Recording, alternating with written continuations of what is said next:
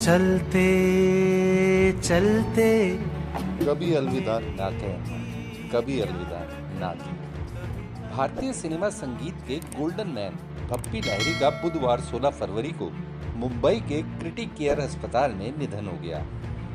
69 साल के बप्पी दा को एक महीने पहले कोविड-19 संक्रमण के बाद अस्पताल में भर्ती कराया गया था। उन्हें 14 फरवरी को ही अस्पताल से छुट्टी मिली थी, लेकिन अगले दिन ही तबीयत बिगड़ने पर उन्हें फिर अस्पताल में भर्ती कराया गया। उन्हें सांस लेने में दिक्कत समेत स्वास्थ्य से जुड़ी कई समस्याएं थीं। अस्पताल के डायरेक्टर डॉक्टर दीपक नाम जोशी के मुताबिक बप्पी दा का निधन ऑब्स्ट्रक्टिव स्लीप एपनिया यानी ओएसए की वजह से हुआ। बप्पी दा के परिवार में पत्नी चित्राणी, बेटा बप्पा और बेटी रीमा है। आइए जानते हैं संगीतकार गायक बप्पी दा के बारे में कुछ खास बातें।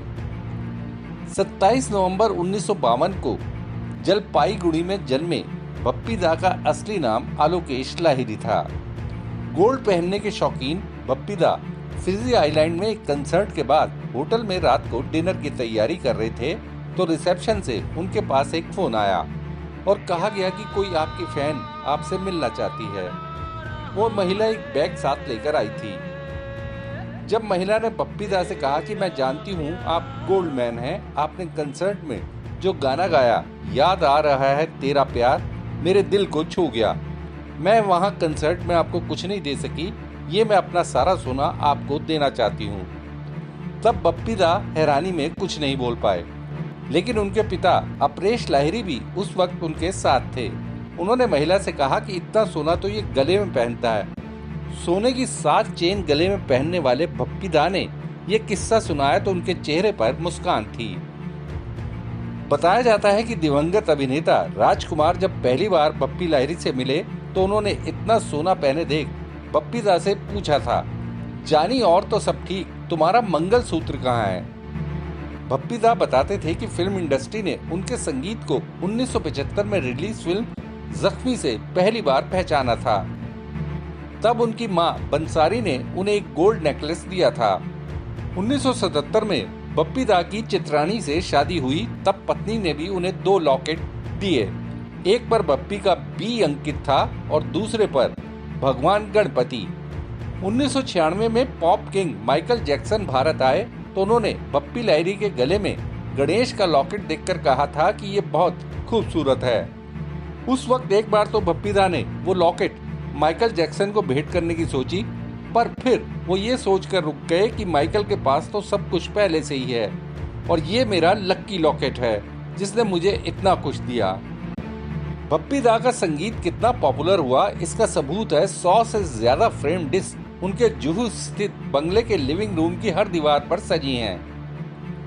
बप्पी दा ने पहली बार 4 साल की उम्र में कोलकाता के ईडन गार्डन्स में हुए कंसर्ट में तबला बजाया था। उनके माता पिता अपरेश और बांसरी दोनों ही कोलकाता में जाने माने सिंगर थे। गायक किशोर कुमार के परिवार से उनकी काफी नजदीकी थी। बप्पी दा किशोर कुमार को मामा कहकर बुलाते थे। बप्पी दा की मां बांसरी लता मंगेशकर की भी अच्छी दोस्त थीं। लता मंगेशकर ने ही उन्हें बप्पी को पंडित समता प्रसाद के पास ट्रेनिंग के लिए भेजने की सलाह दी थी। उस वक्त पंडित समता प्रसाद की ख्याति तबला के सबसे बड़े गुरु के तौर पर थी। माता पिता के साथ कंसर्ट में गाने वाले बप्पी दा ने 11 साल की उम्र में ही अपने गाने बनाना शुरू कर दिया था। 20 साल की उम्र में उन्हें 1969 में बांग्ला फिल्म दादू का संगीत कंपोज करने का मौका मिला, लेकिन बप्पी हिंदी सिनेमा में पहचान बनाना चाहते थे, इसलिए उन्होंने मुंबई का रुख किया। उनके माता पिता भी बेटे के भविष्य की खातिर कोलकाता में अपना जमा जमाया करियर छोड़कर मुंबई आ गए।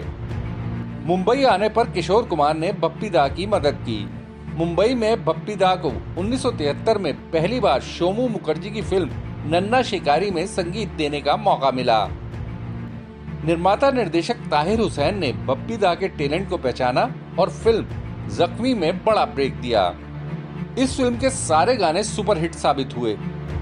इसके बाद उन्होंने एक के बाद एक कई हिट फिल्में चलते चलते, आपकी खातिर, नमक हलाल जैसी फिल्मों में हिट संगीत दिया।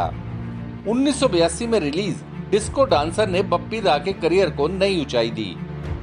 बप्पी दा हॉलीवुड के प्रसिद्ध गायक एल्विस प्रिस्ले के बहुत मुरीद थे, इसलिए अपना गेटअप भी उन्होंने प्रिस्ले जैसा ही रखा।